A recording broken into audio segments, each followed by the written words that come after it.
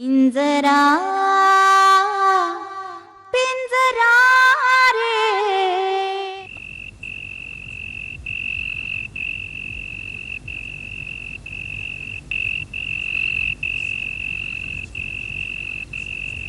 चंचला, तू दिसायला सुंदर आहेस, खूप श्रीमंत आहेस, म्हणून मला असं वाटतं की तू तुझ्या लग्नाचा अजून एकदा विचार करावास. विचार करण्याचा प्रश्नच येत नाही, कारण माझं एकदा ठरलं की ठरलं. मग साक्षात ब्रह्मदेव आले ना तरी सुद्धा ते माझा निर्णय बदलू शकत नाही. तसं नाही ग चंचला, आता तुला माहिती आहे ना देशमुख फॅमिली काय लायकीची आहे ती. त्यांना ना समोरच्याच्या मनातल्या भावनाच कळत नाहीत ग, आणि समोरच्याच्या आयुष्याची आहे ना कशी धूळदाण करायची त्यांच्याकडून शिका. पण त्यांनी जर असं काहीतरी माझ्या बाबतीत केलं तर त्यांना ते महागात पडेल, कारण माझे बाबा तात्या देशमुखांपेक्षा 10 पट जास्त श्रीमंत आहेत. जर त्यांनी मला त्रास दिला तर माझे बाबा कुठल्याही थराला जाऊन काहीही करू शकतात.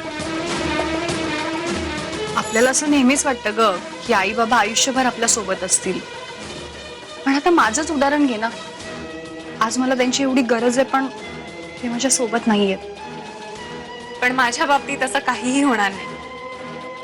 माझे बाबा असं काहीही करणार नाही. त्यामुळे आता देशमुखांनी लवकरात लवकर आमचं लग्न लावून द्यावं, ह्यातच त्यांचं भलं आहे.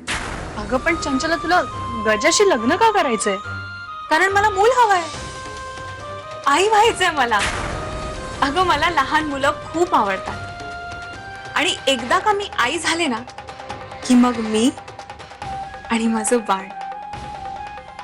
मग तो गजेंद्र गेला उडत आणि त्याची फॅमिली सुद्धा गेली उडत. मी आणि माझं बाळ आम्ही कुणालाही आमच्या मध्ये येऊच देणार नाही. पण मला तुझं हे कारण अजिबात पटलेलं नाही हा.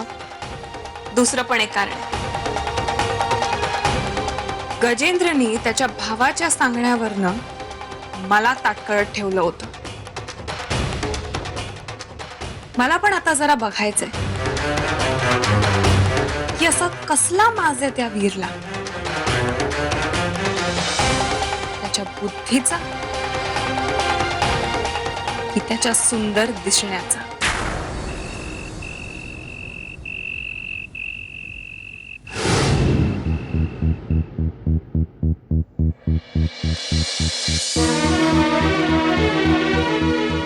बहिणी, तुमचे आभार मानावे तेवढे कमी आहे.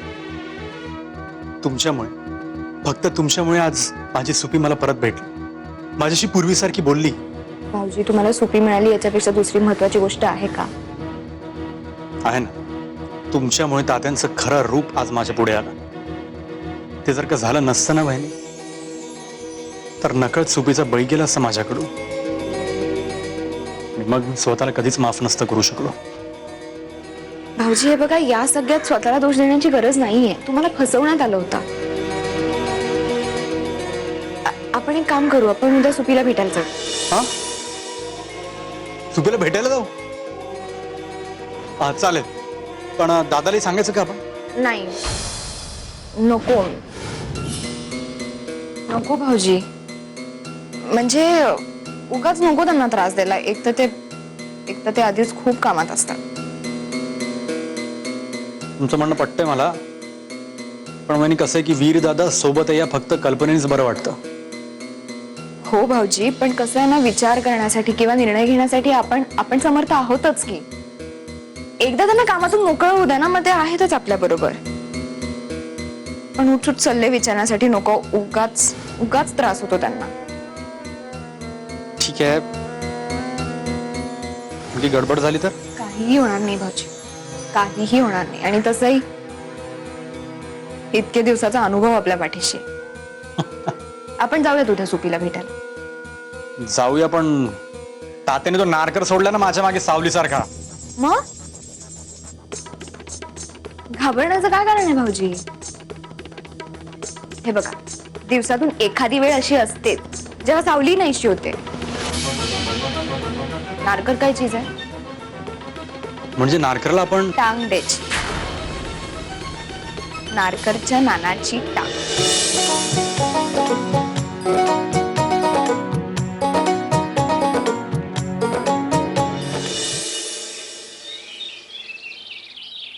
हो सगळ्याच गाड्या पाठवून देतो. नाही नाही फक्त लगेच, हा लगेच पाहिजेत. नाही नाही मीच येतो थांब. हा हो मीच येतो. चहात 2 चमचे साखर घालून आणलाय. हो का, ठीक आहे ना. मग अजून 2 चमचे टाकले असते ना तरी मला काही फरक पडला नसता. साखर कारखान्यात आपले. मग आणू अजून? राहू दे. हो पंकराज, नाही म्हटलं सुप्रभात. सुप्रभात. तुमच्या तोंडून हे ऐकणं म्हणजे देवावाणीच म्हणायला पाहिजे. देवाचाच माणूस आहे मी. अच्छा अच्छा, तर मग या देव माणसाचं काय म्हणणं आहे आज? नाही काही नाही, सगळ्या गाड्या आज सर्व्हिसिंगला टाकतोय. जरा 2-3 दिवस लागतील. चालेल ना तुम्हाला? माझी 2 व्हीलर आहे माझ्याकडे, त्यामुळे शेलारांच्या सगळ्या गाड्या सर्व्हिसिंगला टाका, तर काय आमच्या विकून टाका. मला काय करायचं? वा, मी अक्का आणि नारायणीला सुद्धा विचारून आले. पुढच्या 2-3 दिवसात त्यांना सुद्धा कुठेच जायचं नाहीये. चला. पण बाजी भाऊजी आणि चंचला त्यांना कुठे गाडी लागली तर?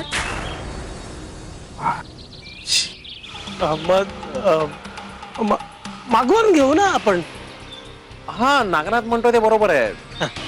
जर बाजीला गाडी लागली तर मागवूया.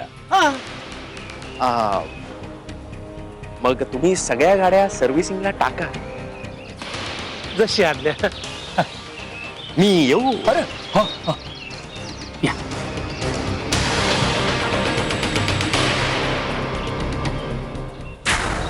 और समाजसेविका, या बाजाला जर गाडी हवी असेल तर बघेल ना त्याचा. तू कशाला रक्त आठवतेस? हो असं काय करताय? आपले पाहुणे आहेत ते. आपले नाही, गोरखचे पाहुणे आहेत ते. आता गोरख भाऊजी आणि आपण कोणी वेगळे आहोत का? त्या गोरखला या घरातनं कसं हाकलता येईल याचा विचार करतोय मी. आणि तुला त्याचे पाहुणे पण हवेत. मूर्ख पिंडो, अक्कल शून्य तू. हो, हळू. आतमध्ये आहेत ना ते. असं रे.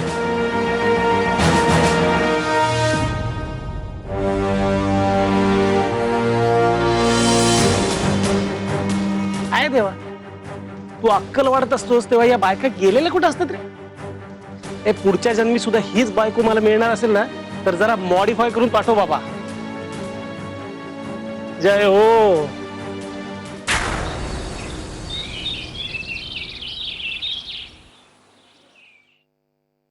पंढऱ्या, मी भाऊजींना सुपीकडे घेऊन जाणार आहे. तू तू घरातच थांब आणि सावध राहा. हा. आणि हो जाताना फोन घेऊन जा बरोबर, नाहीतर मी फोन करतो आणि तू फोन इथेच वाचतो असं व्हायचं. अशा छोट्या चुका नाही करत मी आता. या छोट्या चुका जर का टाळायच्या असतील ना तर मग बाहेर जाताना घरात काय सांगणार ते आधी सांगून जा. मी सांगणार आहे की मी भाजी आणायला चालली. आणि घरात एवढी भाजी पडली आहे ती मी लपवली आहे. लपवली? आजकाल तुला भारी होत चालली आहेस ग. म्हणजे कसं काय सुचतंय तुला? तसं काही सुचतं मम्मी तुला? हो. मला ना पंढऱ्यात नंतर सांगते. आनंदे, आई काय काय झालं? काय होणार दुसरं? मुळात तात्यांनी हे समजा नाटकच करायला नको होतं. आणि त्याहीपेक्षा जास्त आनंदी तू गजाला सांगायला नको होतंय समजा. आई आई नाही नाही, मी तुम्हाला स्पष्टपणेच विचार. अशा अशा खोटेपणाने तुम्हाला भाऊजींचं लग्न लावायचं होतं का? जसं यांचं नारायणीशी लावलं होतं. आणि तात्या गोंधळ घालतील म्हणून स्वतःच्या मुलाचं आयुष्याचं वाटोळं करायचं. अगं वाटोळं कसलं आलंय त्यात आनंदे? चांगल्याच मुलीशी लगीन लावतात नव ते. हे बघ आनंदे, गजा आणि ईरमध्ये फरक आहे. तो ईर सारखा नाही, त्याला तात्यांबरोबरच राहावं लागणार आहे. मग कशाला उगीच त्यांना चिडायला लावायचं ग? आई होईल सगळं व्यवस्थित. तसं नाही आनंदे, पण हे लई चिडलेत. तरी मी त्यांना सांगितलं नाही गजाला समज ठाव आहे म्हणून. तू तरी गजाला समजून सांग ना समज. त्याला म्हणाव तुझ्या हितासाठीच करतात नव ते. सांगते भाऊजींना. आणि आनंदे, हे तुझ्याशी चित्र वागले ना तरी मनावर नको घेऊस. अगं त्यांचा स्वभावच तसा आहे बघ. आणि त्यांना तू काय बोलू बी नको. पंढऱ्या, जा जरा नारकर आलेत बाहेर, त्यांना चहा नेऊन दे. म्हणजे तो कळीचा नारद आलाच का? उचलली जी लावली टाळ्याला. मोठ्या माणसांबद्दल नीट बोला पण रे. आई मी जाते ना चहा घेऊन आणि मग मी तशीच भाऊजींबरोबर भाजी आणायला जाईन. आग गजा कशाला, मी येते तुझ्या बरोबर.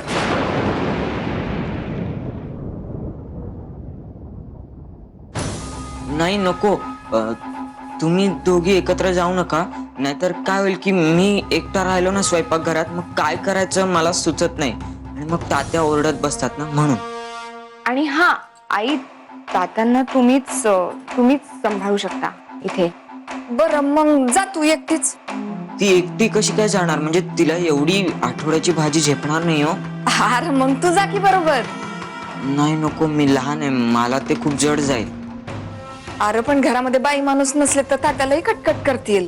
आई काळजी नका करू तुम्ही, मी अशी जाते, पटकन येते मी. बरं मग जा तू. म्या बघते इथलं समज.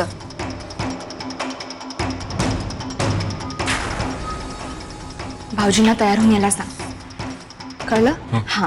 आणि भाऊजींना सांग की त्यांना सगळं माहिती आहे, हे तात्यांना माहिती नाहीये ना, त्यामुळे तात्यांशी गोड आणि छानच वागा. पण याची काय गरज आहे? म्हणजे कसं तुला माहितीये का, वीर मला नेहमी सांगायचा की एका वेळी ना एकानंच चतुत्व ठेवायचं असतं, कारण का सगळेच शत्रू हे समोरच्याला कळलं ना की तो जास्त सावध होतो. तुझा